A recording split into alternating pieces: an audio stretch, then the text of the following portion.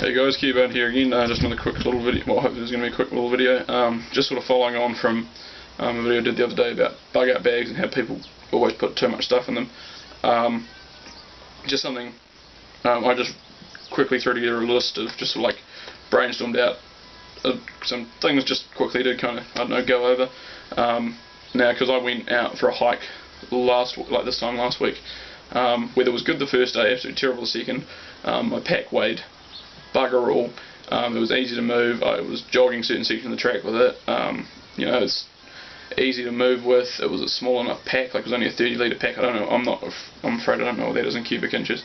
But hang on, probably work it out. Maybe 1800 cubic inches, I think. But anyway, and yeah, so it's like a pretty small pack, and it wasn't even full. So I had like just off the top of my head, it was like pack, like a little 30 litre one's probably fine. Large hunting axe, so like my Weedlings. So don't like take it as a literal large hunting axe, but this is the model's a large hunting axe for this, and it's perfectly acceptable, good size. A sort of medium weight wool blanket. Just that way you're not carrying like a massive one. But again, it's not too lightweight to actually be worth much. You could have a sleeping bag in there, but I don't know if you're trying to move quickly and you might have to pack up camp in a hurry. I don't know if you want the extra time having to try and stuff a sleeping bag away. A wool blanket you can fold up pretty quick, pretty easy, and like cram in a pack. A wool jersey, same thing. I do like wool gear. I've got a video on that as well from a wee way back. Wool jerseys in sort of terrain and climates where it's going to be potentially raining and cold, wool, I wouldn't look past it. Merino wool underlayers, so that's like long johns and so like a long sleeve pants, long sleeve shirt for underneath. Just keeps your core temperature good. I usually just end up sleeping in them, or if it gets really cold. So that just like, for me, I can either sleep in them and like with barely anything else, or I can kind of like layer up, and they just really help. It's also something nice and dry, like when you end up under the tarp, if you're wet, been like out walking in the rain all day and you're wet, you can change to some dry, warm clothes, and just kind of like cruise around them, around camp, and it's fine, you stay pretty warm as well, but otherwise you can like layer up with everything else on top of them, and they're pretty good as well, and they still keep you warm when they're wet as well. At least 2 pairs of woolen socks, like kind of calf high, I'd say. We call them boot socks here. So just like something long enough as well. Just easier. Wool socks are great.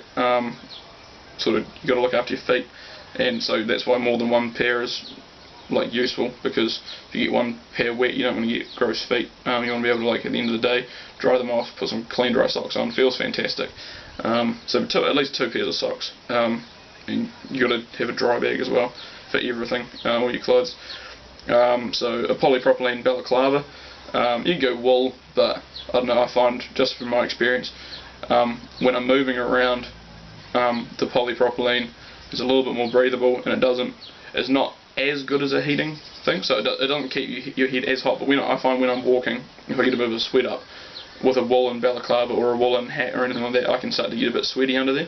So the polypropylene it's like a nice, and because I usually have my hair cut quite short, like even with a good wind whipping past, I get a bit cold. So just a little polypropylene balaclava. It doesn't they don't weigh much. They're cheaper as well. So just polypropylene stuff, that's fine. Or thermal, I don't know what you want to call it. Good cargo pants. I really like my 24/7 True Spec stuff.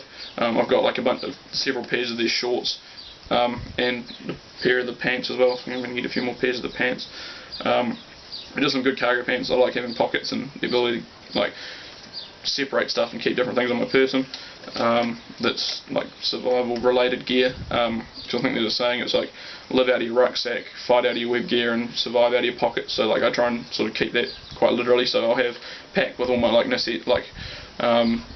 things that I don't particularly need to survive, and you can have all your fighting gear on like strapped to your body somehow, like on a G-string or whatever, which I also like. And then like your pockets and your belt and stuff will have things that you like to your level of knowledge and ability for your minimum survival stuff. And then some kind of shirt, like a plaid cotton shirt or like a breathable one, depending on where you're going and what you're doing. Probably change on the seasons as well. I always like long sleeve shorts and pants. You can always roll them up. You can long sleeve shorts and shirts and pants. You can roll them up, but you can't roll short sleeves and short legs down. In some areas where you got lots of mosquitoes and stuff, it's just so much easier to have something long sleeve. Makes your life a lot easier. Some boots, obviously, or some light hiking boots, like the ones that look like ankle high, just something that you're comfortable in and worn in properly. A shimmer, like one of those Arab neck scarf things. I don't know if they have one here, no, not to hand anyway. They're great.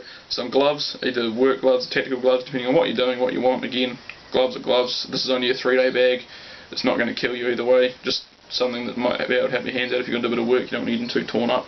And then a stainless steel water bottle. Like a 1 litre, preferably a wide mouth, just whatever you prefer, it doesn't really matter. I've got a Nalgene Guyot Designs stainless steel one, and the GSI cup that nests on the bottom, and a titanium spork. And then, like, probably easiest way to have some kind of hydration bladder. It doesn't need to be big, well, again, that depends on where you are. In New Zealand we're not exactly short on water, so I could go with like a little 1 litre one if I wanted, probably, but like then I've been trying to, I'm going to modify my Nalgene canteen to have a drinking straw in it, so I can just kind of like load that up in my pack, just sit it on top or whatever, and be able to drink out of it like a hydration pack. A poncho, I prefer ponchos over tarps for this sort of idea, because you know it's easier to wear a poncho than it is to wear a tarp. It's the right size. You can, like a proper poncho should be able to be worn, used as a tarp as well. So just, yeah, again, tools are quick to pack up, like it's not a big hurry, just have a few bungee cords or something in there as well, or a string, rope, whatever. You can always cut the rope if you really need to make tracks in a hurry. Food, muesli bars, nuts, some drinking mix, like Snickers bars, and then maybe some freeze-dried meals. I'd say try and aim for like at least half, maybe 2/3 of your food that you carry to be able to be eaten without any food preparation, because if you're really on the move and you're struggling to get a fire going or anything like that, at least you can eat it. It's not a problem. But then have some bulk meals as well, so if you do get the chance to sit down and have a little bit more time to prepare them, you can have like a proper hot, like decent meal. And those backcountry cuisine sort of things, they are freeze dried, they're really lightweight, and they're still pretty filling and relatively tasty and have a good shelf life. Fire kit, so just go at least 1 lighter, matches, a ferro rod and some tinder, all in a waterproof packet, in some description. A repair kit would be duct tape, sewing kit, electrical tape and zip ties. That's you pretty done and dusted. Different size zip ties, roll of electrical tape, some duct tape wrapped around a card, sewing stuff. I usually just have a roll of regular old thread with a bunch of needles crammed down the middle of the roll of tape. I think I have it to hand. There you go. So just like regular roll of thread with some needles and a couple pins like crammed down the middle. Really easy. Tinder could be anything as well, just Vaseline, so cotton balls probably be fine. And then you want to go into your like, you probably want some kind of weapon system or some hunting gear or something like that. That's all going to go down to what you want, like a shotgun, rifle, pistol, whatever. Pistols here are really hard to get, so I'm not even going to bother talking about one. I don't know enough about them to sort of discuss, or don't have enough experience with them to discuss anything with any meaning. So like a rifle, a small chest rig, like a micro rig with maybe like, there's all SOE style micro rigs. I've got one of them set up now for my shotgun, so just like I've got a saw pouch just full of buckshot, and then on the other side, buckshot on that side, and on this side I've got a USMC first aid kit thing, IFAK pouch, so that's just full of, you know, like quick clot, shears. It all depends on how much stuff. If you want more of a blowout kit or more of a first aid kit, they do differ depending on size and technical level. Decompression needles, nasopharyngeal, airway tubes, things like that. Get yourself some first aid training as well, because you can't always bluff your way through things. So yeah, hopefully there's a bit of help. It's all going to change. Also, this list is for me, so it's on my skill level and how much stuff I know, and on my area. It will change I think you've got to take into account your own thing, like build your own bag, you know your limits and what you might need extra gear compared to what I need, and well, some stuff you might not need out of that list, some stuff, and then other things you might need that I didn't put in my list. But yeah, and then it's all going to depend on your environment you're going in as well, and time of year, work it out for yourself, but just don't go over the top and carry yourself some massive bloody great bag that's going to hinder you more than anything, because if you need to run and you've got like a couple £100 bloody ruck on your back, you're not going to be going very far, and you're going to be getting knackered as well, and that doesn't help. So anyway, cheers guys, hope this has been helpful.